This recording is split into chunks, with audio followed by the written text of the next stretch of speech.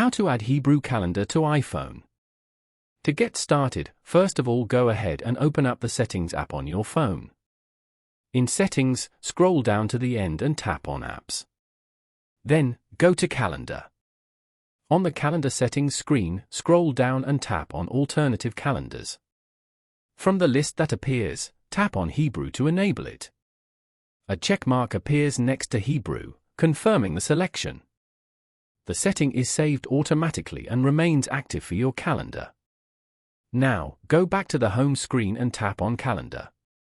As you can see, Hebrew dates will now appear beneath the main dates throughout your calendar views. The additional date is shown in smaller text, providing a clear reference without altering any events. The change takes effect immediately, so you can browse your schedule and see the Hebrew dates alongside the Gregorian dates.